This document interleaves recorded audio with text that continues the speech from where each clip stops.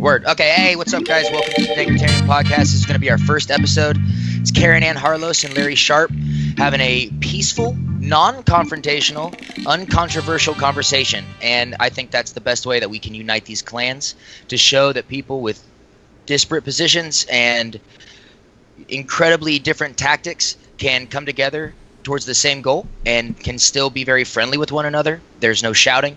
There's not even a whole lot of disagreement, which I think is important because they're seen as the two heads of kind of the ends of the Libertarian Party. And while that may be true, the space in between those two is minuscule. It is dismissive. We do not need to even worry about that. We talked to them a lot about what goes into being a libertarian. We talked to them about if there's anything that you can do to be called a non-libertarian. We talked to them a little bit about the history of libertarianism, why these sorts of fights come up, and excited for you guys to hear that. Before that, though, we've got Mr. Matt Min and Matt Crum. We're going to talk a little bit about the shit that's been going on Dankertarians, a little bit of housekeeping. Matt Min, how you doing, brother? I'm doing good. It's been a wild ride, but I'm doing good. Right on. So, dude, tell me a little bit. Like, give your basic perspective on what the fuck is going on with the fights with Dankertarians, with Think Liberty, with Liberty Hangout, with all of it. What's going down? Well, I think that we all came from basically that Gary Johnson camp, that very diverse, very independent thinking, but we had that common goal. We all just agreed that we're not going to agree, but we're going to work together and give Gary Johnson the best chance he had, as well as have fun doing it. So I think we lost sight of that after the election. I think everybody kind of started kind of going back into their my way or the highway thinking. And I challenge that. I always challenge that. And I'm making some enemies challenging that. So. Do you think that Think Liberty is the enemy of Dankertarians? I don't want to say enemy. No. I mean, we definitely we were working together, and that wasn't working out. I think it's somewhat about ideology, but not completely. I think it's more about the pragmatic, what's the acceptable message that we could put out.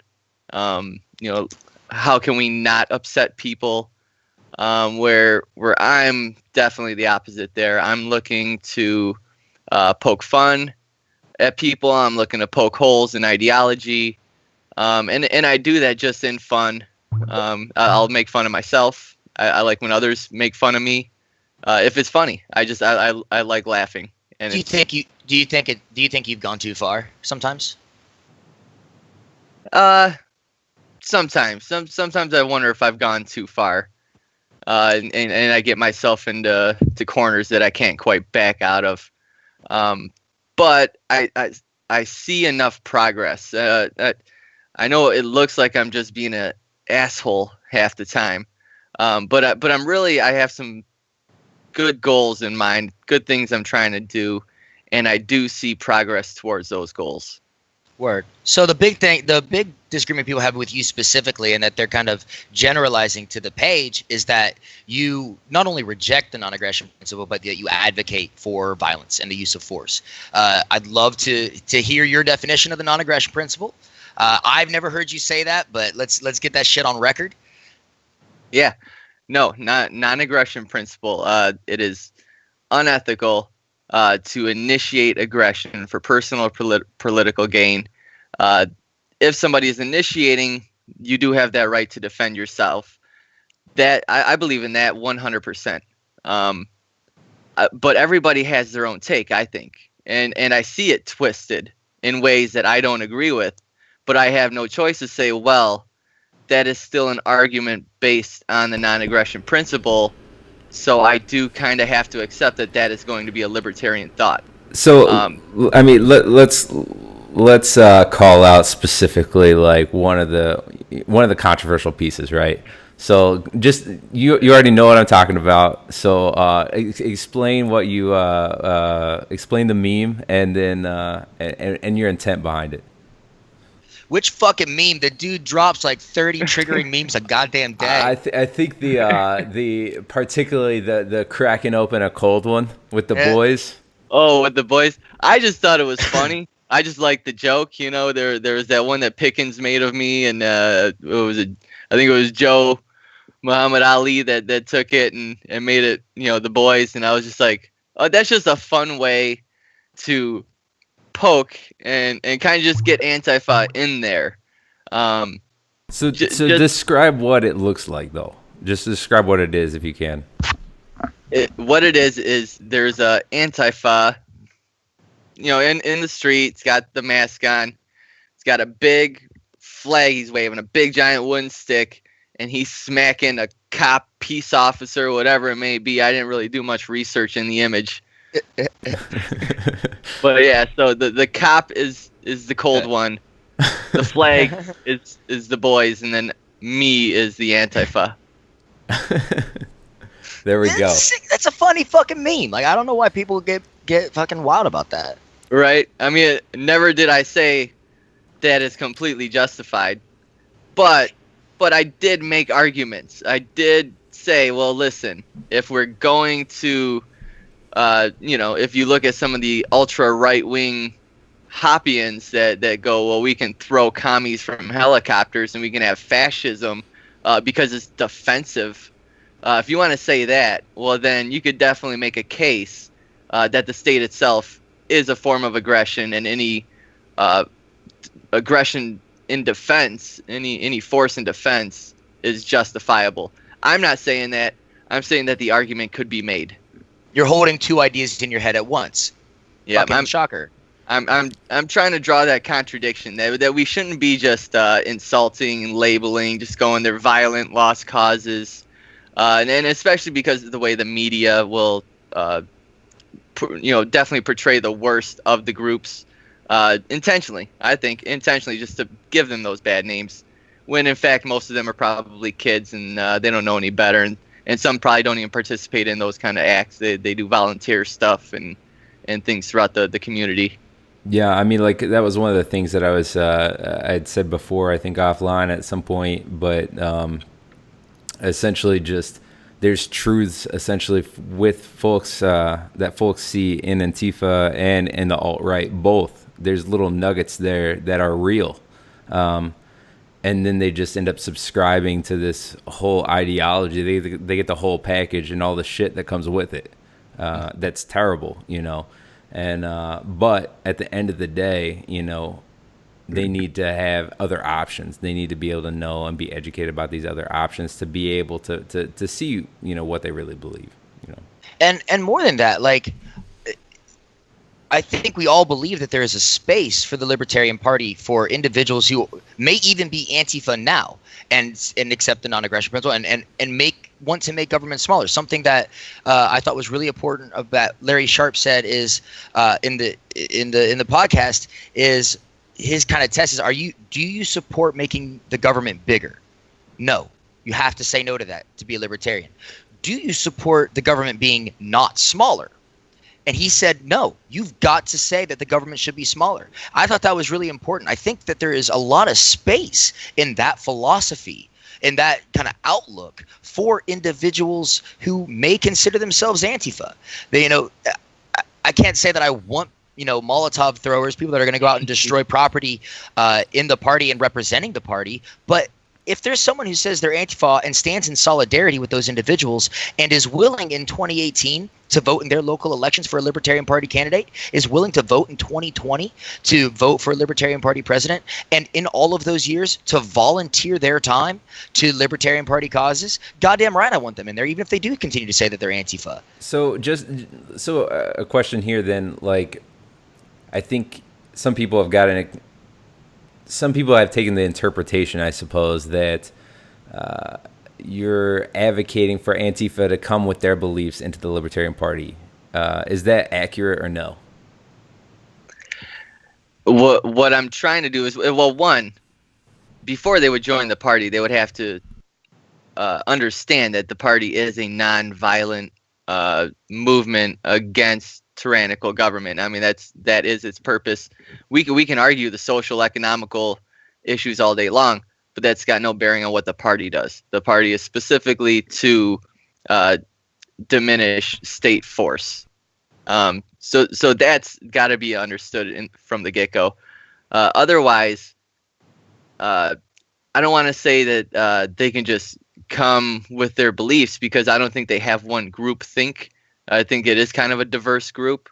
But as long as they're willing to accept the non-aggression principle and apply that to their thoughts, that's a start. And that's how you get somebody to start questioning their beliefs. So to me, that's acceptable. Not that I want them representing if they don't fully understand it, but that's enough for me to say that's a libertarian. And would you say anything different about the alt-right, or is it the same? To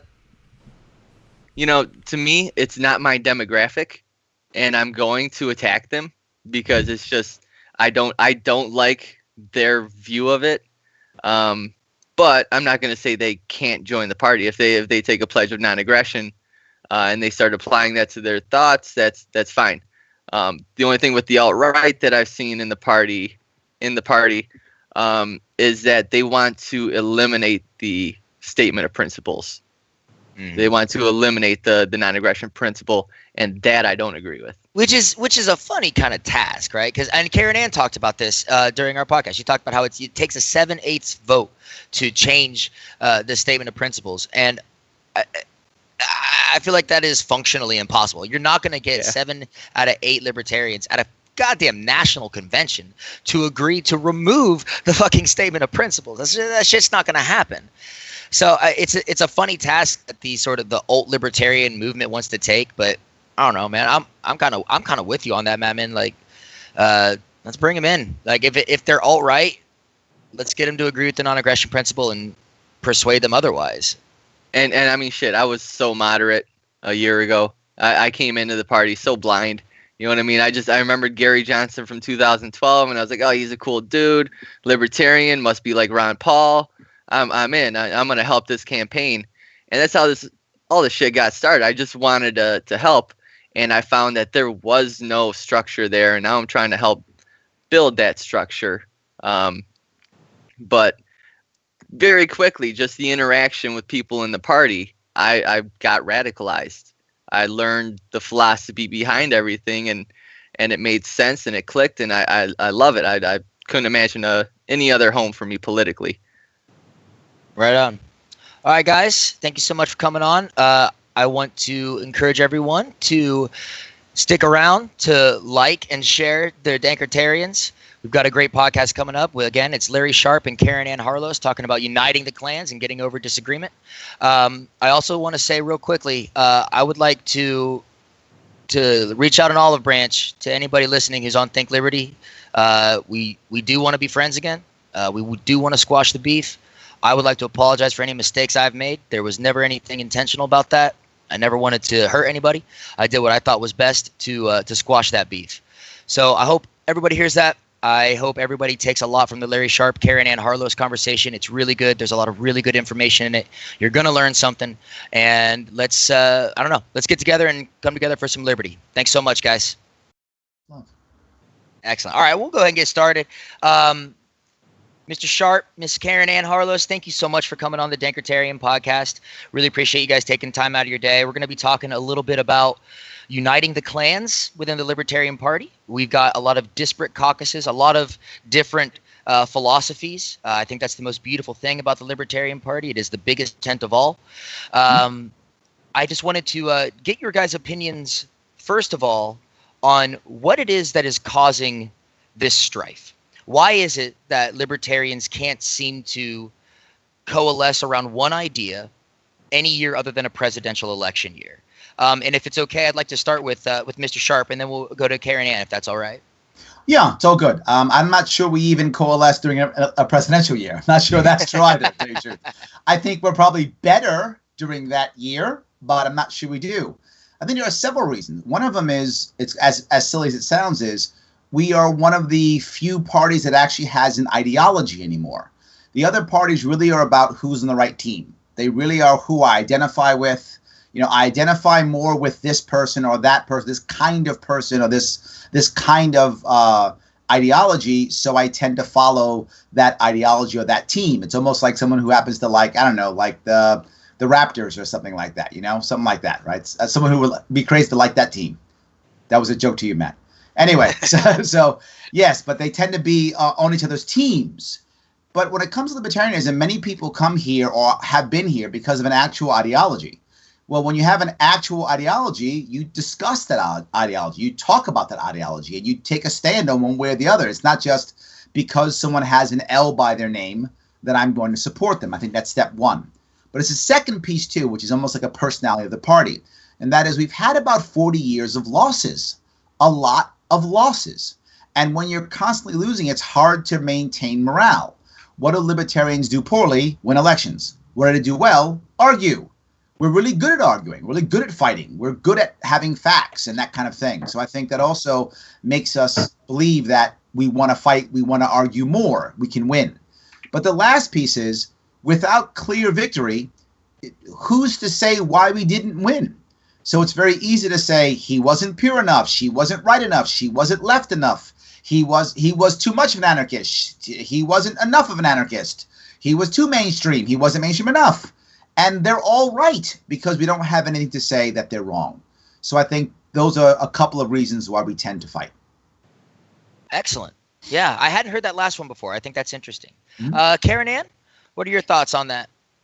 Oh, boy. That's kind of hard to put into words, but so I'll try to go in a little bit of a different direction. I'm not so sure we actually fight as much as people think we do. I think it's somewhat of an urban legend. Facebook isn't reality. If you get out there I know. I'm sorry. I'm shocking you. I'm so scandalous.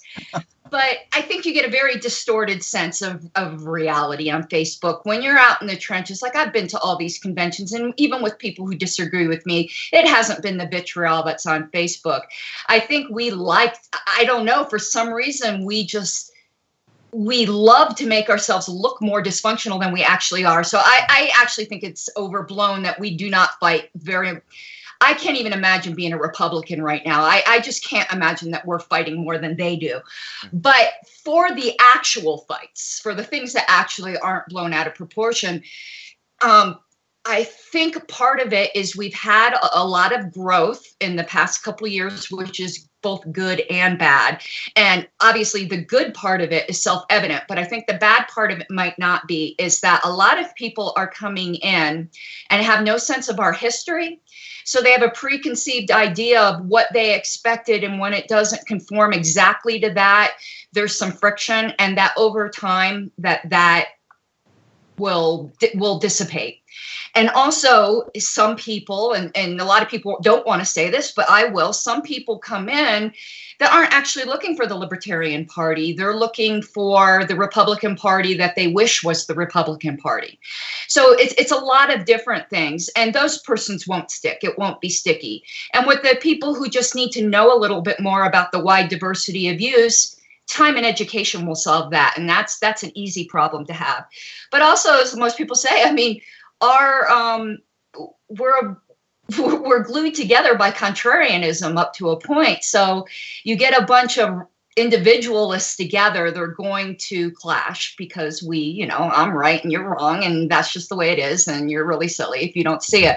So it's a little bit at that. And lastly, I would say that, and this ties into history too, there's been an argument from the beginning as to what the purpose of the party is. So if you only define it in terms of electoral success, you're going to be bitterly disappointed because we haven't had much.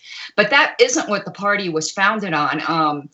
We can have that argument. Everyone has their points of view, but it's not debatable what the founders thought. And what the founders thought was that it was both educational and electoral, and that elections are a lagging indicator of social change that has already taken place. And I think on the social change front, we are winning. If we only focus on the elections, which is, again, the lagging indicator, we're going to be bitterly disappointed. And I think when we do start to win, it's going to be like a tsunami at once. It's not going to be, 2 this year, 4 next year, 5. It's not going to be like that. It's going to go from like 0 to, strap in. Right. Yeah, I gotta say I agree exactly what she said. I think she's Caryn Ann's right in the money there. The growing pains that we're having is the same as any organization, right? If all of a sudden we decide to merge 2 companies, or some company is growing fast and begins to hire people out from outside the company into that company, if we don't build a strong company culture, in this case party culture, organizational culture, you start having those exact issues. You start having those culture wars internally, particularly to the point that people who come to the Libertarian Party because they're angry at their party, not because they saw libertarianism as the right answer, because they're mad at their party and think, well, these guys will do what I want them to do, and we're not. That's not going to happen. But when you get a lot of them in a room at a specific convention, you can have a little bit of fighting. But I think her other point's good too. I'm glad you brought us up, Caryn Ann. While Facebook isn't real, Facebook is safer than in person. So when it's safer, people tend to be a bit more aggressive, angry, vitriolic. But you're right, when it comes to the actual conventions, I do find fighting, but nowhere near Facebook. I think you're right. It's in person, there's nowhere near the fighting as in Facebook. I was laughing at the way you described that too, where you say some people are here just because they're mad at. So it's kind of like grudge dating, Yes, yes, that's great. Yes, so we're the rebound. We're the rebound party. The rebound. That's us. We're the rebound party. Yeah. I don't think there's that many of those, but there, in any election year that probably happens, and I'm sure it happens to the old parties too. I find it very hard to even think in those terms, but I'm sure it does. Yeah, well, then they're often loud, right? Because they think, that's not how it was done where I was, or what I think. They're loud. Well, when they're loud, they seem bigger than they are. Well, now we've got people who are much more on the purist side compared to them, right? Because they're all about, we have to win the election. That's all that matters. We have to be as mainstream as possible because that's all that matters. And then people who have an ideology, now they feel attacked because now they feel smaller. So now they're louder. So now we got 2 people on each side who are being louder. So yeah, it's going to look like we're fighting more than we actually are. Caryn Ann, is there an importance to these disagreements that we have? I feel like there is. It shows that our party is intellectually diverse. It shows that our party is welcoming of intellectual diversity. And without that, I don't know how else we compete with the Republicans and the Democrats without that intellectual diversity. Was there a question? Because I've kind of lost it. I'm sorry. I apologize. I was wondering if you thought that intellectual diversity was important. The differences between the anarchists and the minarchists. Is this an important thing? That's another question I'd answer yes and no. I mean, it depends on what your fixed point that you're comparing it to. Ultimately, compared to where we're at right now in the world, I don't think it's very important. I actually think the differences between an actual minarchist and an anarchist are so little that it makes me laugh. And we blow them sometimes way out of proportion. Now, though, when you're mixing libertarians into the entire world, the differences between us are small. Now, when you take everyone else out and just put us 2 in a room, all of a sudden, because those are the only differences, they seem huge. But really, in the world we're in, we're so far from what it's not even just 2 sides, but we're simplifying it for the discussion. Sure. We're so far from what either side wants that it is, it's silly. It really. Could you imagine if I was the statist? I'm just saying. Imagine that I can't wait till our country is at a point to where I'm a statist, right? I can't wait till we're there. When we're there, we're winning. We're so far from there. Until we get there, Caryn Ann, totally correct. Why are we fighting? Wait till we get there. When we get there, then let's fight. There's an analogy I like to use, and it's not original. I think both of you guys know. Caitlin Cloven has this great analogy about this, where it's as though you're getting on a 100-mile car ride, and you got 2 options. You can get off at 86A or 86B, and you are refusing to get in the car because of a disagreement over the last exit. And I think that's a great analogy, and I think you touched on that, Caryn Ann.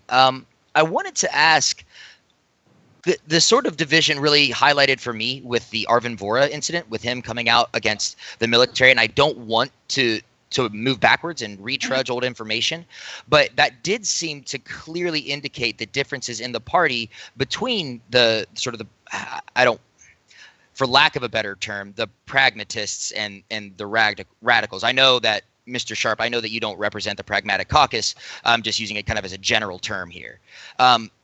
Could you, is that where it started? Did it start at something later? Go ahead, Caryn Ann, if you got something. I see you laughing. She's already nodding. I see you're good to go. You're ready. Let's get it. Well, at first I was going to joke with Larry. If you want to be called a statist, just get on Facebook right now. I'll find about 10 libertarians that'll call you one. I'm sure.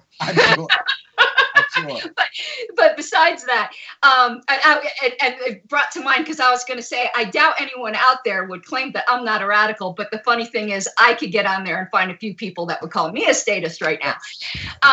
But in general, I don't think most people would deny that I'm a radical. I don't think it's fair to characterize that particular disagreement as some kind of division between two camps. And I know, yes, we are simplifying things, because I did not agree with the way he worded things, and I'm as radical as they get. Some radicals did. So I don't think it's a division between that kind of factions. Plus, let me tell you, I completely reject, and I think everyone should completely reject, the idea that there's a division between radicals and pragmatics. That's like saying there's a difference between, it's not even the same category. Radical primarily is an ideology. Pragmatic generally is a methodology. They're not opposites. They're not talking about the same thing. There's plenty of radicals that have a pragmatic methodology, and there's plenty of pragmatics that have a radical ideology. That's not the difference. If you want to compare apples to apples, it would be radicals and moderates. Okay. Or that's a better division. But I can't stand that other division because it's not real. That's not to say that being radical doesn't have certain methodological presuppositions. It does. There is one distinct difference. We don't believe in hiding the end game. So while I will have no problem advocating for a tax cut, I'll never hide the fact that the ultimate cut is to zero. That is a unique methodology that we have. But in general, radical is not methodology, it's ideology. But so there isn't a difference there, because I didn't like the approach either. So I think it's a difference in I don't even want to say messaging, because I hate that word. It's such a buzzword now. It's like, you hear, on some of these YouTube videos, everything is problematic, but it's a difference in style. Perhaps that's the word I would like to use. There's a difference in style, though I do have to say, with some of the things Arvin said, I don't just disagree with his style. I disagree that it was correct as well. And I did tell him this, so this is no surprise. And a lot of things he said I have agreed with, but the one thing we're alluding to, the elephant in the room, I didn't agree with that post. So I think it's a style difference, and you could have that style in radicals, and you could have that style in other groups. I think you find more people with that style with maybe a more radical ideology, but that says correlation implies causation, and it doesn't. It's just a correlation. It's not a causation. So I wouldn't point to there at all. These particular between radical and moderate's been going on since the beginning of the party, and it should have been resolved in 1974, as far as I'm concerned. But well, I actually don't. I don't think it actually highlighted a difference. I think it highlighted fear. That's what it really did. The entire issue was never about me or anyone else wanting to remove anybody. That's never what the issue was about. Any group of people. It was about one person, a group of people. The problem, what I found out, and this is thanks to Caryn Ann actually calling me up and letting me know this, is that what I was saying in my mind, and clearly this was not accurate, but in my mind, was only at one person for a specific reason, and it seemed crystal clear to me. Obviously, that was not the case, because what happened is many people thought it was an attack against a bunch of them. But here's the issue. Not only did they think it, those who actually want to get rid of them thought it also. So they jumped on board. So all of a sudden I became the poster child for throwing out radicals, which wasn't my goal at all in any way, shape, or form. It was a complete error in my communication, in my messaging. So it was exactly that. So I think what it did was highlight a fear, which is, to be forward, a valid fear. As the party grows quickly, and to Karen Ann's point, if we hit that tipping point and explode fast, as the party grows quickly, we're going to find most of the people who join us are not radical, are not anarchists. They're not going to be that. That's not what most people are going to be. That's not what most of the country is currently. So if we grow quickly, the amount of people who are anarchist/radical are going to become smaller, and that's happening now. There's a valid fear that people will want to get rid of them. It's valid because there are people who do want to get rid of them. That's a valid fear. What I'm saying is we have to realize this type of diversity, for lack of a better word, is valuable because we need people to show them who the heart and soul of the party is. So when the new people come in, and a bunch of them will come in just because we're going to start winning. People often vote for winners, not because they even agree with the person's ideology. You hear it all the time. Why are you going to vote for Trump? He can't win. Why are you going to vote for Hillary? He can't win. Not that they care about, or she can't win. Not that they even care about their ideology. Just, don't you want to be with a winner? Mm-hmm. That actually begins to happen. So when we become that party where, aren't you going to vote for Karen Ann in Colorado? She's a winner. And they start voting for Karen Ann, and they don't even know what she stands for, and then they show up to the party, we're going to have big problems. The fear is a valid fear. I'm glad it happened. It's growing pains. We should deal with it, and we want to make sure that we don't make this worse. Why do you think? I'm very glad that we're dealing with it now rather than as it gets closer to another big election year, because there's time to work things out. And the funny thing is, though, and you know me, I'll always go back to history. You know, that's my wheelhouse. This was anticipated. That's why the Statement of Principles has the 7/8 threshold in it, because they were anticipating a growth where maybe for a period of time there might be people who aren't necessarily on board with the entire ideology, to not have them be able to overturn it and to give them time to grow into it. If we ever grew to a point where 7/8 of us wanted to get rid of it, it would be gotten rid of. But the mindset was that would never happen. As the people mature in the party, they would move more towards, and I'm not even saying radical, because, you know, I obviously believe that's the most consistent position, but I don't play the who's a libertarian, who's not. I don't like those games. I don't, whatever. There's a spectrum. We're in the spectrum.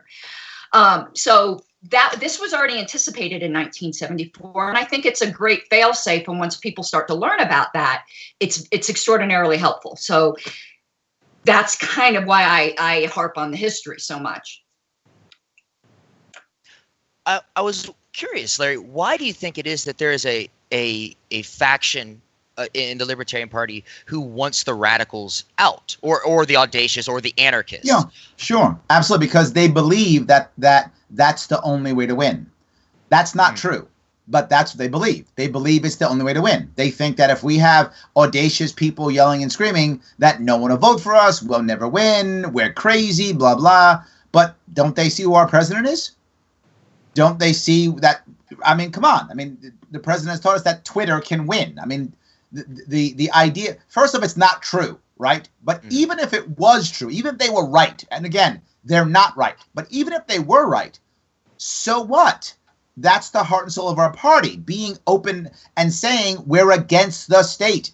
Look, I do it too. I mean, I've done videos about getting rid of roads. I've done videos about, getting rid of the DOE. I mean, I believe it too. I try to be nice about it and give some ideas, and I'm a big fan of facilitation, and that's my wheelhouse. That's where I come from, right? In my business consulting, I consult on change all the time. I want companies to change. I want them to change, but I want to facilitate change. I don't want to institute change. So I think of that politically also. It doesn't change. My mindset goes that way.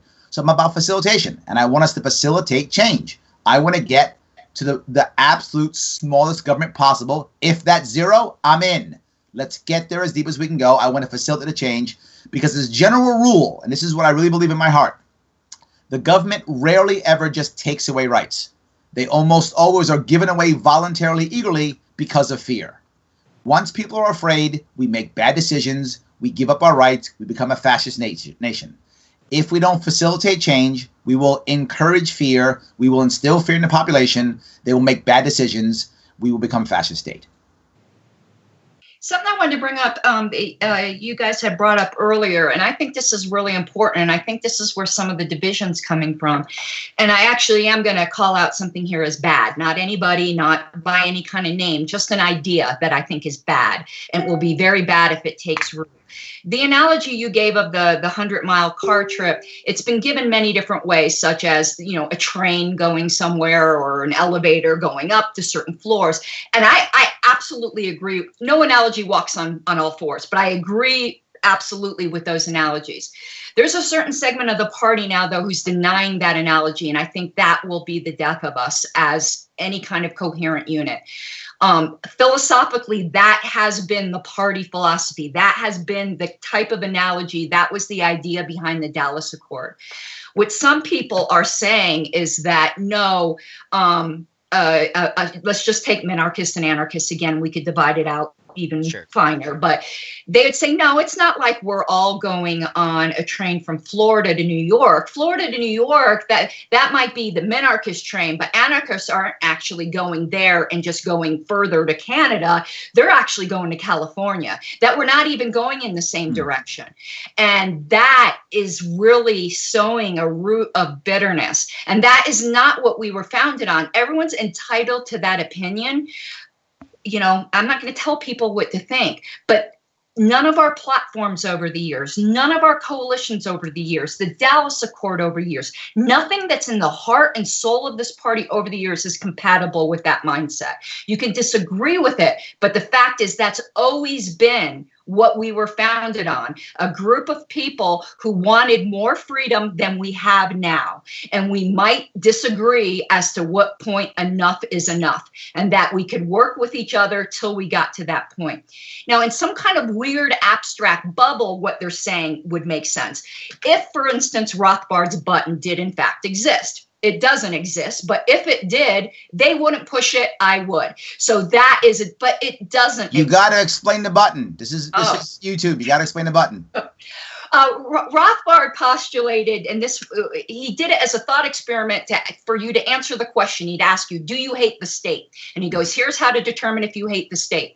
If there was a button that you could push that would eliminate all the injustices of the state in one fell swoop, just by pushing it, would you push it? And he said, I would break my finger pushing that button. Now, some people will go, well, there'd be mass chaos or whatever. So that's the philosophical thing. And he'd say, if you'd push the button, then you hate the state. If not, maybe you like it a little bit. But the fact is, there is no such button. So to try to live in this fantasy world where I can't be on board with an anarchist because they'd get rid of of having a military and I wouldn't, that's not on the table. And while philosophically, if that were on the table, would I do it? Yeah. But it's not on the table, even though I hold to something called no particular orderism, which means you don't hold one government thing hostage to another. It means you don't open the borders only after welfare is abolished. The fact is, things do progress in a logical manner when you're dealing with peaceful change and not violent revolution.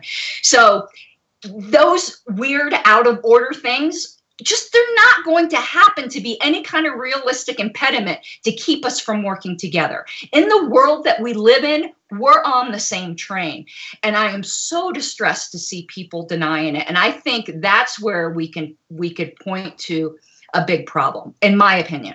Well, you also see something else at the local level. I mean, I'm sure you've all been at local parties. And there's a local level issue also, which is there are some people who they like being in charge of the small party. They really don't, they're petty tyrants, and they really don't want to see us win. They don't want more people to come in. They don't want victory. What they want is, I like being in control of my 8-people debate club, and I'm going to keep it that way, no matter what happens. You do find some of that, too. I think that's going away. I think it's less and less, but you still find some of that. And then those people are not concerned about anything except, I want to be in control. And as more people come in, they're losing some of that control, and some of them are really unhappy and vocal about it. And they're falling behind ideology as their excuse. What they really mean is, I'm not in control anymore and I'm angry. Yeah, you know what? No, I compare that to Larry. You might not know my background. A lot of people do.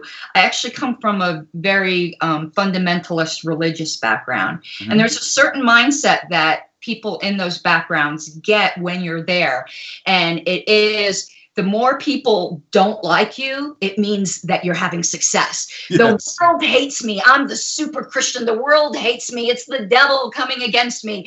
And the more people react badly against me, it makes me think I'm doing something right. Yes. And I think a lot of libertarians have that mindset, that finding common ground is, and having people actually like you, that the more people want your head on a pike, that means you are, a saint of your purity.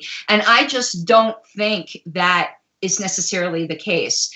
I think we can say our message and have people still like us and not be rude and obnoxious for the sake of being rude and obnoxious. I say some very strong things. Larry knows that. I say a lot of strong things. And and I have my fair share of people who probably aren't my biggest fans, but I generally don't have lynch mobs coming after me wanting my head, because I just don't make people hate me just as a sign of my, righteousness. So yeah, there's a bit of that. I mean, there's going to be all these kinds of personalities, but I would agree with Larry. There is that mindset too, that fears success because they would be a big fish in a big pond rather than a big fish in a little pond. And that's in almost any organization. You see it in businesses a lot too, Absolutely. And to jump on top of that, I think you realize that, it also validates loss. It validates failure, right? It validates failure. If I can say, well, it's because of this, everyone hates us because we're so super cool, they don't get us, so that's why we lose. It validates failure on top of it. So there's a secondary aspect. It's a sociology. It's a sociology aspect, right? That now if everyone hates us, that's why we lose. Not because we're wrong, because they hate us. That's the reason. And Larry and I agree on this. I think that we can, I'm still a Christian, by the way, but I'm not. I would consider myself a liberal Christian now, but at the time when I was, again, in the much more fundamentalist world, but there was a lot of lessons I draw from that, good ones as well as bad ones. But there was someone that I really liked that was a teacher that talked about being a winsome ambassador. And I think that's what we need a bit more of in the Libertarian Party, being winsome ambassadors for liberty.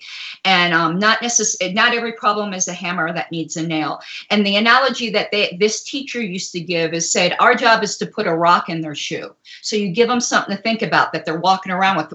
When they leave you, they still have that rock in their shoe. And as they're walking around, they're thinking about it so that the next person that comes along will build upon that. And that's just my mindset. I'm not saying whether that's right or wrong. That's a style difference, but no, it's right. It's right.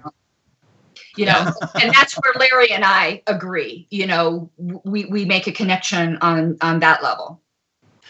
So, Caryn Ann, you had spoken about not really wanting to play you're not a real libertarian game. And I have a lot of sympathy for that. I don't like playing that game either.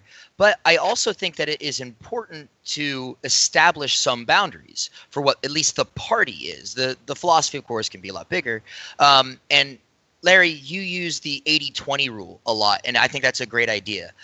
But I wonder sometimes if there's something in that 20% that we shouldn't accept. And Caryn Ann, I know you and I have spoken about this on Messenger, and for me, that's a rejection of the non-aggression principle. And I feel like that might be the only restriction to being a libertarian. I may be wrong. Either one of you, whoever wants to take that one first. Yeah, no, I think there are certain things that you want to be able to look at, right? And some of the most important ones are, no matter wherever you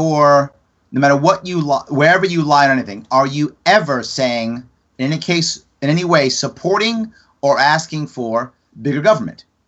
Are you asking for bigger government? That's number one. That one I have to make sure. Are you saying, no, I don't want bigger government? Are you then also not saying that, or ever saying, no, I don't want smaller government? Those two things are really important to me. So when people get mad at me and say, Larry, you're not this, I often ask, when, in all the thousands of things I put out there, in events, on YouTube, on my Facebook page, in person, when have I ever advocated for bigger government? The answer will be never. Also, when have I ever said, I don't want smaller government? The answer will be never. So in my eyes, those two are critical. If someone's saying, no, we need bigger, we need more, that makes me worry. And this goes back to the thing I brought up before. Is the average libertarian, if you ask them this question, are you against universal health care? The vast majority go, absolutely. And I say, actually, you're not against universal health care. You're against the mandate. If we could find an actual private answer to cover everyone universally, if that were possible, this is Rothbard's button, I guess, right? If we could find the answer that would allow the private sector to take care of everyone with insurance and either charity or public or a private charity to take care of everyone who's poor, of course you'd say yes. You just don't want to be forced, right? Are you against seatbelts? Vast majority of libertarians are not. They're against the law that forces you to wear a seatbelt. Most libertarians would wear it anyway, even if there was no law. So I think this is the concept. Do you want, whether you want universal health care or you want defense or you want seatbelts, the question is, do you want more government? Do you want more force? And this goes back to the non-aggression principle. The problem is if you say NAP, most people don't even know what that is. And when you get deep in the NAP, that becomes, well, what's aggression, what's not aggression, what constitutes aggression, and you're almost asking for debate. But if you take it as my shirt that you are going to buy, government is force, right?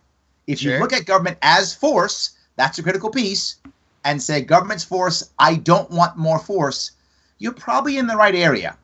But to be clear on my 80-20 rule, the 80-20 rule is a generic rule. It's a theory. For some people, NAP is 50%, in which case, by default, you don't believe in NAP, you're done, right? Some people, it's not. So I try to use the 80-20 rule because I'm trying to make sure the periphery, the little things, don't throw us away. And one example I'll give is, I remember someone who came into one of the local parties, and he said, but you guys don't want to get rid of NASA, do you? NASA's awesome. NASA does all these great things. And you know what I said? You know what? We'll work on NASA last. That's my 80-20 rule. We'll work on NASA last. There's so many other things we can work on. We'll get rid of NASA last. By the time we get to NASA, SpaceX will be perfect. So we'll get to NASA last. And that's my concept on 80-20. Excellent. Hell yeah. Oh boy, if you want me to go on this might get a little bit in the weeds. Karen, I want to get in the weeds with it. Karen, I want in the weeds on this one. Okay, here's where you start getting into, and let me know if I need. I would assume with our audience, I probably don't need to define things, but if I do, just let me know. I think we start getting into why someone believes something rather than what their actions are. So when you start saying that someone has to believe in the NAP or they're not a libertarian, you're getting into the whys rather than what they're actually doing. I would say you cannot be committing aggression. The reason that you're not committing aggression could be because you think Jesus is talking to you from the clouds, not because you believe in the NAP. So in political action, I think it's actually conducting aggression no matter what your underlying belief is for it, but that consistently most people who don't commit aggression, it's because they don't believe in non-aggression. But are you going to say that someone who actually thinks aggression is perfectly fine, but they think, aliens are talking to them, telling them not to commit aggression, and would get rid of all the government programs that we object to, that they're not a libertarian? You wouldn't, because their actions are libertarian. So you start getting into the differences between deontology and utilitarianism. Now, I'm a deontological libertarian, and I know some people will start to wail and gnash their teeth when I say this. I believe the party was founded on deontological libertarianism, that the statement of principles is deontological.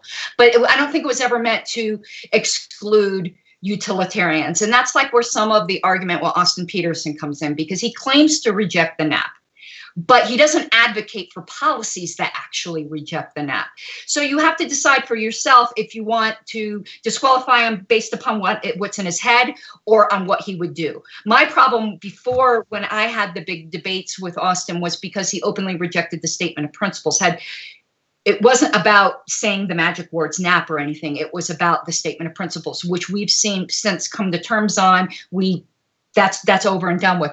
But I don't think we should be saying that utilitarians aren't libertarians. They're just a different kind of libertarian. So that's one thing with the NAP. So I think the NAP is a philosophical context that we're using to describe actions. If someone's not going to advocate to commit aggression, they're acting in a libertarian manner, even if their beliefs aren't the same as mine, where they think it's morally wrong to do that. They have other reasons. Sheldon Richman actually has a really good article on this. I can't remember the name of the article, but if you search for the phrase "two kinds of freedom," it's a really good analogy of those two sorts of things. But also, it's like I said before, whenever you're saying is something libertarian doesn't exist in a vacuum, in a political sense, in a vacuum outside of itself. You're generally comparing it to something else. So is something a libertarian move in legislature? Well, you're comparing it to the status quo. Is a 20% reduction in taxes a libertarian move? I would say that it is. But it's not because of that it's not because the 10 million versus, I suck at math, so don't even count on it being 20%. It's not like the dollar figures are, it's the move and the direction. So people like get mad at the Radical Caucus, and I laugh when people get mad at the silliest things. Libertarians could get mad because I said, look, a highlighter. But people get mad at the Radical Caucus. That is a marker, ma'am. We say we're the libertarian wing of the Libertarian Party, and they get all upset about that, going, you're saying I'm not libertarian. No, it's saying within the pool of people, if you eliminated everyone else, and then all you had to compare was people who are libertarians, then you start getting into parsing. So anyone who's moving in the direction of less government and more freedom is in a libertarian direction. I don't like saying then people are not. What I do is deal with issues. So if you had someone who say didn't want to eliminate NASA, I would say they're not a libertarian on that issue. I'm not saying they're not a libertarian. I'm saying they're not a libertarian on that issue. There's a couple issues that people would say I'm not a libertarian on. I'm pro-life. I happen to think it's consistent, but the party doesn't. I'm opposed to the party position on that. And there's a few other heresies that I have. So I prefer to deal with issues and not with people. So I'd say, well, on that issue, I don't think you're a libertarian, but I'm not then attacking their identity. It's just their point of view on a certain issue. I don't think we ever win when we attack people's identities. They hold it close to their soul. And even if we're right, they're not going to hear it. People don't like having their core attacked. You can get them to question. And I think maybe that's where some of the argument was in the messaging with the kerfuffle that happened with Arvin. For some people, walking in their face and calling them something bluntly will work, but for most people it won't. For some it will. I think you have to get them to start questioning things about themselves in a different way, because you just go at attacking somebody's heart like that. I don't mean like their heart is in their emotions. I mean like taking a knife and stabbing them in the heart. That generally is going to provoke a fight rather than contemplation. That's just me, though. No, it's not you. That's happened after Vietnam. That literally happened after Vietnam. After Vietnam, I was in the Marine Corps in the 80s. A bunch of my leadership were Vietnam vets, and when they came home, they were called baby killers. They were called murderers. They were called all those bad words. And two things happened for that. One, we lost a whole generation of mostly men, because mostly men went up to Vietnam, but men and women also. Most of the men were attacked. And the second thing we lost was most of that was done by the Democratic Party, and the Democratic Party lost the veteran vote for decades.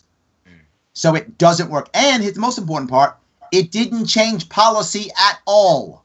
We didn't all of a sudden stop having foreign wars. It is ineffective, inaccurate, doesn't work, really bad idea. With some people it might, but I hate going off into something that would be controversial, but again, I think we learn our lessons from other analogies in life. For instance, again, I know you guys probably disagree with me on abortion, but on the abortion issue, let's just pretend you were pro-life like me. Usually walking out in front of an abortion clinic and screaming murderer doesn't help, even if you believe that's what's going on. I used to be pro-choice. I actually used to be an abortion clinic escort that would escort women into the clinic. And what changed my mind was, this is strange. Well, it didn't change my mind. What got me thinking was not anybody yelling murderer at me. What got me thinking was one man's t-shirt that said, "As a former fetus, I object to abortion." And it turned it around a little bit. And it made it think, wow, So I think when we come at things the other way, I think it's very effective when people say, how would you feel if troops from another country were coming into Castle Rock, Colorado?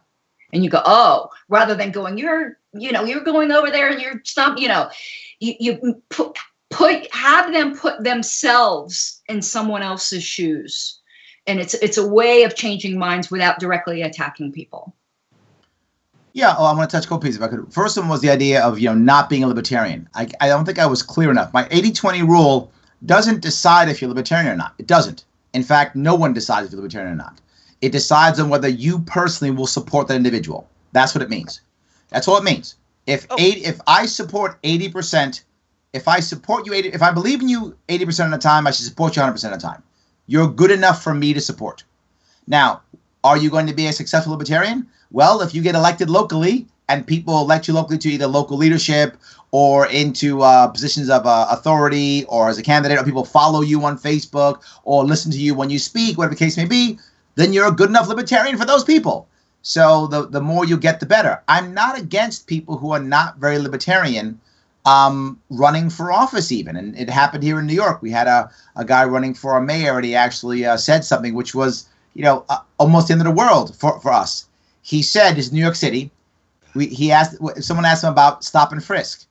He said, "Stop and frisk is a good, valid tool."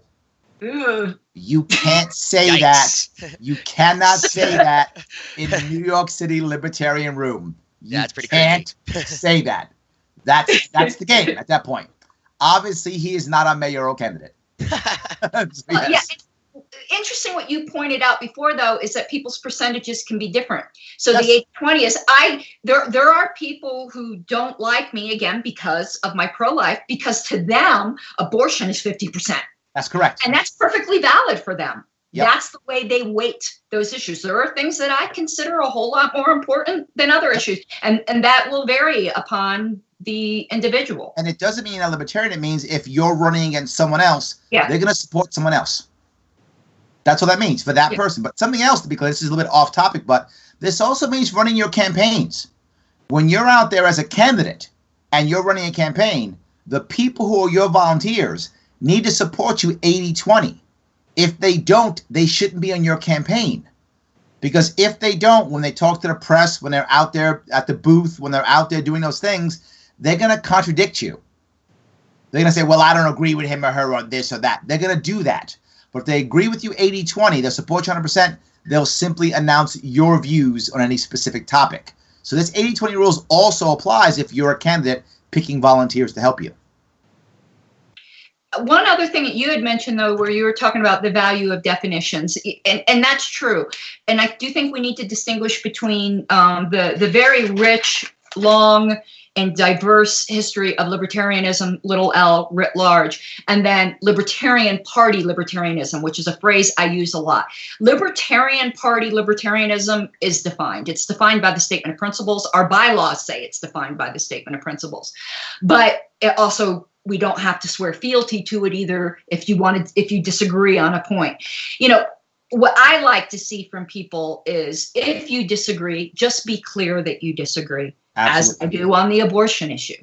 And that's probably a good 80-20 rule, because I obviously, because I've brought it up so many times, disagree strongly with the party on that. But you've never, ever gotten a wrong impression from me what the party's position is. I always go, well, I just disagree there because everything else is so wonderful, I can live with it. I can live with that disagreement. Absolutely. Is there a benefit to challenging that sort of institutional knowledge? That's, I'm in a libertarian space that is kind of left-leaning, right? Mm-hmm. And there's a lot of questioning of property in particular. Are there sacred cows? Is there anything that we simply can't lose? There's no reason to question this because it's never going to change, or can we question everything? Well, the Statement of Principles isn't going to change. Right. As again, it's the 7/8 rule. I mean, I don't like telling anyone they can't question something. That just is so authoritarian. But in the Libertarian Party libertarianism, it's a proprietarian system. And I think people who don't recognize that are really kicking against the goads, to use another biblical example with the Apostle Paul. the statement of principles is the boundaries of Libertarian Party libertarianism. People can differ, and obviously they do. They don't get killed for it, but there is definitions there, and I do think denying private ownership of property or land, it just doesn't fit within there. That it's a big stretch. I think you can question everything. The issue is, when you question and when you get pushback, do you think this isn't for me? And what I think you find often is that's when people walk away from the party, because they think, well, I don't like this platform, I'll just change it. I don't like this, I'll just change it. And then they realize 6 months or a year or 2 years on the road, oh no, that's kind of part of what libertarian is, huh? And they walk away. And I think it happens, and I'm okay with it. I'm okay with you sampling the party for a year and leaving. I don't mind. Come on in, sample the party for a year, and leave. And go back to the Republican Party. But we have to allow people to do that too. Yes. And sometimes it's difficult. When I came to the party, I was former Republican, very constitutionalist, very small government constitutionalist, and yeah, something happens on the way to us. But yeah, you have to give people room to question and room to grow, and not browbeat them, so it's a fine line. You can't let, the pagan hordes come in and change everything, but you also aren't going to make converts. Changing people's minds means that they don't agree with you now, we don't pop out of the womb libertarian. I mean, some people might have, maybe Nick did. He's a second generation libertarian, but most of us didn't. So what are some suggestions from either one of you on how to kind of avoid the rancor that goes on Facebook? And there's some in real life, but I think you're both right. It doesn't happen as much. It's hard to get real froggy with someone when you're sitting face to face. What are suggestions to dealing and navigating those online arguments and all of that chaos and friction? I think there are three things that I would look at. The first one is, don't assume the worst. That's the problem. Don't assume the worst. And we do, but it's hard. Just assume that it's not so bad. The reason why I was able to even come have an apology video is because Caryn Ann didn't assume I was evil. She assumed that I'd made an error. And she actually called me and said, hey, Larry, did you know this was happening? And I was like, oh, no. She did exactly that. She did not assume I was a bad guy. She assumed I made an error. And most people should assume that. You should assume that if someone is wrong or bad or something, that maybe they're just wrong, not evil. Maybe they made a mistake, not evil. Maybe you're wrong. Maybe there is no wrong. I don't know, but you don't have to assume that the person who says something bad is evil. The second thing is, when you're online, ask yourself something. Is whatever I'm posting, whatever I'm commenting on, whatever I'm doing, is it helpful? If you don't think it's helpful, why are you posting? If you don't think it's helpful, what are you doing? Are you just trying to show how smart you are? Are you just trying to be a jerk? Are you just trying to be right? Or I'll show her. Are you doing that? You can. There's nothing against the law. You can do it if you want to. But if you want to not fight so much, ask yourself that question. Is it helpful? And lastly, be prepared to just walk away. Look at this through the prism of time. This is not easy to do. But ask yourself, a week from now, if I say nothing, will I care? And if you'll care, say something. And if you won't, don't. Just walk away. You don't have to answer. I get tagged every day in dozens of Facebook posts. I don't respond to them all. I can't. I get hundreds of emails a day. I can't respond to them all. It's impossible. So I respond to the ones where I think I'm being helpful, and that a week from now or a month from now, someone will have cared. It would have mattered to either me or the person who emailed or tagged me. That's when I do it. And I would agree with everything said there. Walking away is the number one thing. There are a lot of us who would and being willing to concede a point. We have to be willing to concede points, and we have to be willing to walk away. There are a lot of libertarians who would rather commit ritual suicide than ever concede a point. And it's that I don't think is helpful. I think Nick Sarwark's advice is be nice. Be nice. Being nice is that will win a lot more people, and you'll feel better about yourself.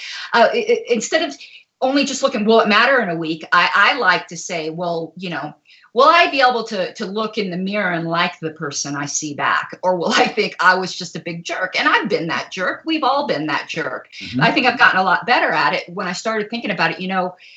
I don't like that person that I'm reading. That's me typing this. Don't feed the trolls. Don't feed into the negativity. Just go, okay, have a good day. I'll block people if they're just consistently terrible. Feeding into that doesn't help or edify anyone. And be prepared to be calm and factual. It's funny, after this comes out, I know people are just going to say she's awful, she's this terrible theocrat, because I'm just going to bring in another religious analogy. But I think there's a lot of good that we can find in all the various traditions. But there's a Christian hymn that I think would help. It guides the way I try to treat people. And it's called, they'll know we are Christians by our love. But in general, there's a line in it that says when you're dealing with people, that you'll guard each man's dignity and save each man's pride. And I think that is a big thing. If you wound somebody so badly that you've injured their pride in front of a lot of people, they will lie in wait for you. They will lie in wait for you for years to get even. If you allow someone to save face, it allows them to retreat in grace and dignity from the conversation and think about what you said.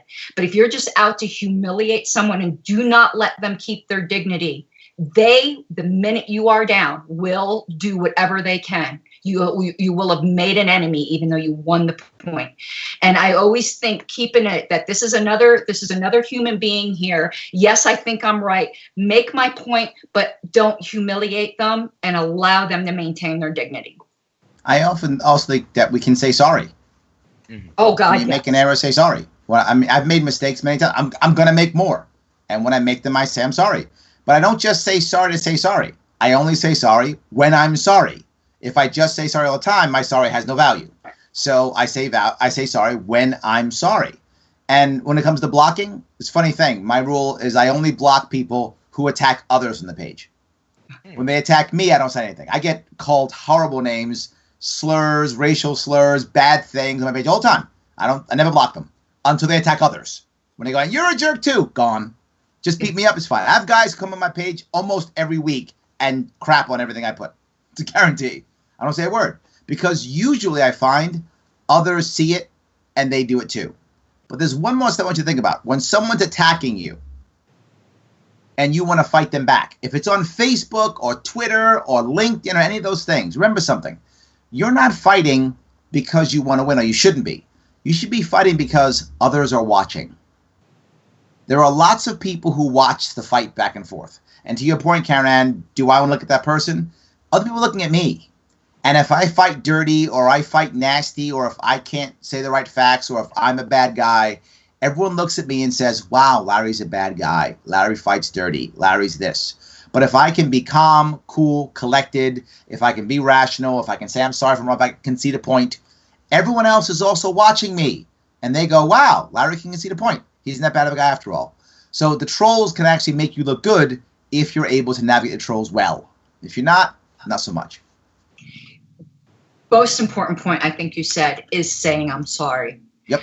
There are some people that I've known on Facebook now, known I guess in quotes, but I tend to actually get close relationships with people on Facebook that I've never met.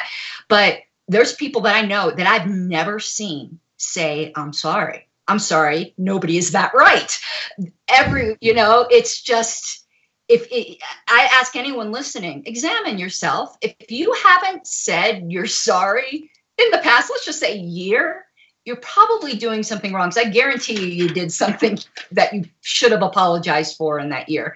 And there are some people who will never apologize. I've probably apologized 200 times since the beginning of the year because, you're human. You overreact or, you hurt somebody and that isn't what you intended to do. So, yeah, I'm sorry is one of the most powerful humanity building phrases in the world. And I'll relate it to charity. People often talk about, when you're able to and accepting apologies. See, it's not just giving them, it's being able to accept them genuinely. Where people talk about the tremendous benefit you get of giving to other people, if you give them food, if you give them money, I actually think there's also something very humanizing about being able to accept help. So it's not just giving help, it's an exchange of humanity when you're able to accept as well. So it's not just the I'm saying sorry that's important, it's being able to genuinely hear it, accept it, and forgive. And move on. Excellent. That's awesome. All right, we're going to come to the end of the interview. Before we do that, though, we want to do a little bit that's outside of politics, because I think life is a lot more than just politics. So is liberty. No, it isn't. Stop lying. Before you do that, So triggered. I had one question for you guys. You guys have been around the Libertarian Party for a long time. What's Really? what's been different about this past presidential election and the people coming in? Is there a difference? What's the similarities and what are the differences between post-presidential election 2012 versus 2016? I've only been in the party since 2012. That's when I joined the party. I joined the party when I heard Gary Johnson speak in 2012. So, and I wasn't active in the party. I mean, I've been a member and I voted and I paid my dues for 6 years already, or whatever the time frame is now, 5 years. But I only was active really in the party since last year. So it's difficult. It's a question I really can't answer. I haven't been in the party 3 years yet. So yeah, what you said, I know what you're talking about, Matt. You got the wrong people. Terrible question. Yeah, wrong people. I met Larry in Colorado. I'd been a libertarian less than 6 months then. I wasn't even an anarchist then. See, Larry knew me before. But I knew her back. I knew when she was a poser. I knew her back then. So post 2016 election, then has the momentum, like what has that been like? Essentially mixing these new people that have just found the Libertarian Party from both sides, actually, I would say. How has that process been? And is that momentum, do you feel like it's been continued or did it fall off? Like, I would be interested in that. Yeah, no, I think we had a big problem. It's one of my reasons why I wanted a different vice president. Because my worry was once November came by, both of them would walk off into the sunset and there'd be no momentum, there'd be no carry on. That was my concern. So I remember I think it was in South Carolina, and I was talking to some people there. I was down there for business, and I stopped by and met some libertarians at like a TGI Fridays or something like that. Forgot where it was. And they were looking at me almost like I was weird. And they said, this is probably August of last year, I'm guessing. Well, I am weird. But yeah, so August of last year. They look at me like I'm kind of weird, saying, Larry, why are you here? And I said, well, we're still libertarians, right? I lost the election 2 months before I lost the VP election. I said, but we still have to move forward. We still have to get stuff done. We've got, so about Gary Johnson, whatever. They were like, nobody really does that. And that made me realize that if we lost, which then I didn't know if we would or wouldn't, I was hoping we'd win, obviously, that we'd had no momentum. And that's one of the reasons why I'm going around the country talking to different states and trying to keep momentum up. It's why I kept my Facebook page up, even though I wasn't running anymore. I'm still not running. I'm not running for anything, right? I'm having momentum. I'm doing podcasts because I think your point's a valid one. We have an issue with momentum. We lost again, but luckily, in the last 6 months since the election, 8 months at the election, we have been seeing several things. And Caryn, you've been traveling the country too, so we're seeing larger conventions than we've ever had. We're seeing young people like we've never seen before, and we're winning local elections all over. So those are 3 very good things I like to see that's giving us momentum, but it isn't enough. We have to be out there pumping, talking, speaking, motivating, traveling, all these things to get people to stay motivated. I don't want to lose the momentum because this is an off year for a lot of states. Many states is just like a local election year, which isn't as sexy, but it's critical. It's critical. It's just not sexy, right? The president's sexy. That's a good one to go for. 2018 is a big one for senators. It's a sexy time. So we have to hold on well in 2017, keep momentum to get back to 2018, which will be more sexy. And then 2020 will be amazing, obviously. So your point's a valid one. I think we have to keep them motivated to keep working on it because I don't want us to be a party every 4 years. I want us to be a party every year. There was a lot in there. I think how you look at it is going to depend upon your attitude somewhat towards new libertarians. I love newborn libertarians. It's like, look, cute little puppies. I love newborns. And I've been, no, my husband's laughing at me. I do the new member like conference orientation calls with the LNC because there's nothing I like more than eager, new, young libertarians. So during these off years, the numbers are going to fall off, and they have fallen off a little bit. But in these off years is when you're building. So say you start out with 100 people, but some of them will fall inactive over this period of time. But if you get those 10 people that are going to be your super activists that are going to give 40 hours a week to the party, that sort of thing, you reproduce some of those. That's going to be your core that you have to have in place for the next presidential election. So we have to be building up the core, the base, the people that are going to go above and beyond. But I can tell you there's a lot of new people.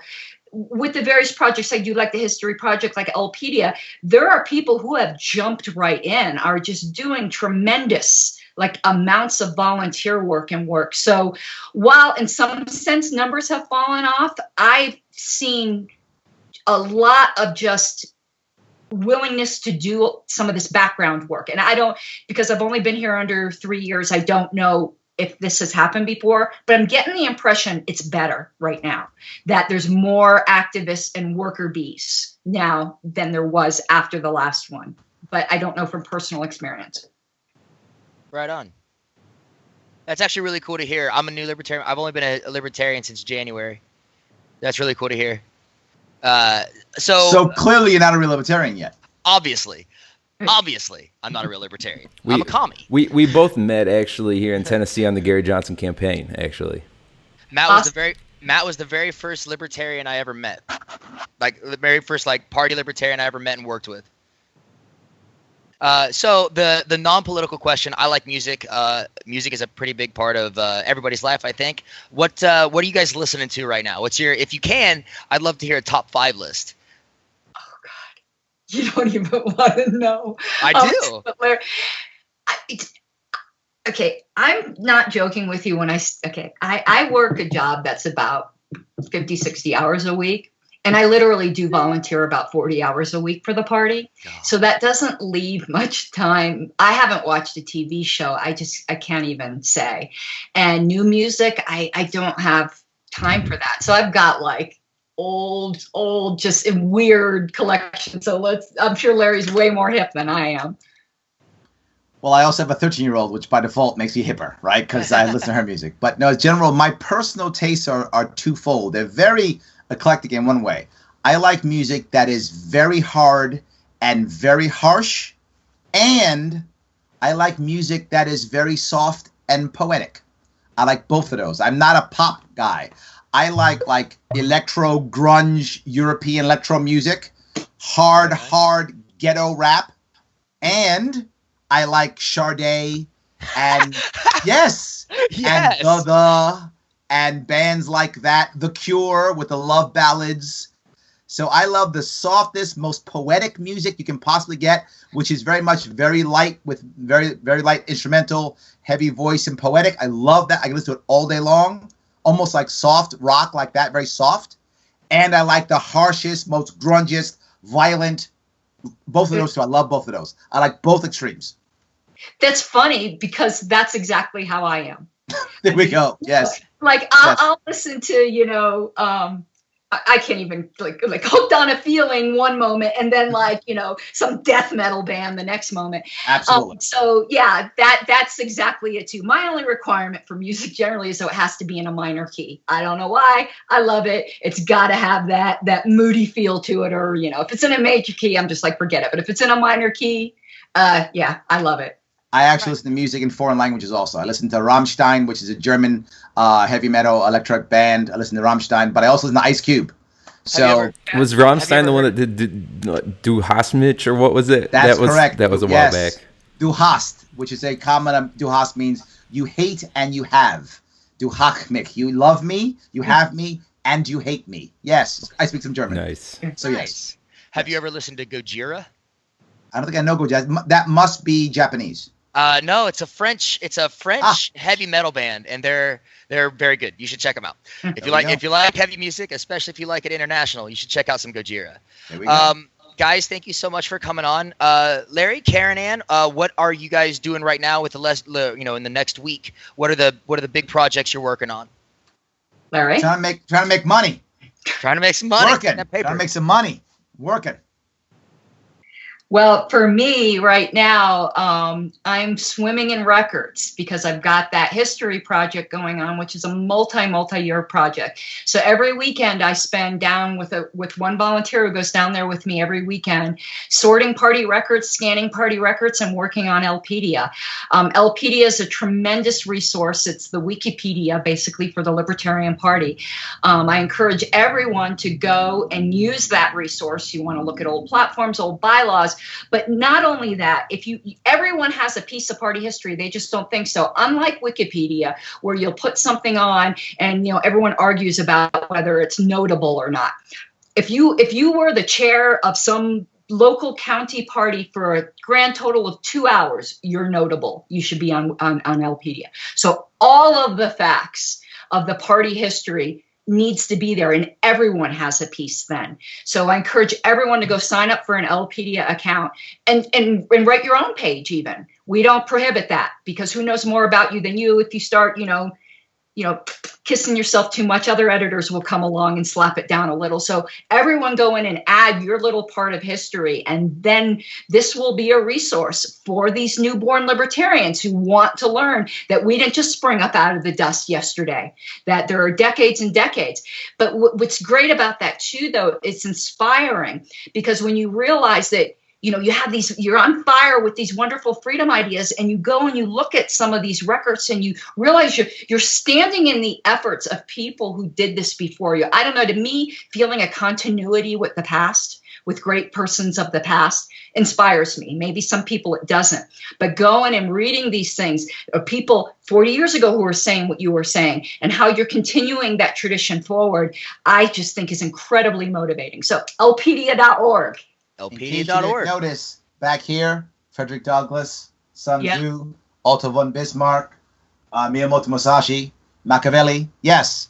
So I agree with you. I like being connected to the past. Okay. Well, right here, see, now you know I really do swim in records. I just picked one up randomly. January, February 1984, LP News. Major victory in Colorado ballot case. But I have a stack of the old newsletters right here. Yes, I do just have them. That's awesome. Hell yeah, that's awesome. All right, guys, that's all we're going to do for this evening. I really appreciate both of you coming on. I think it's going to do a lot of work in uniting these clans, as we said before.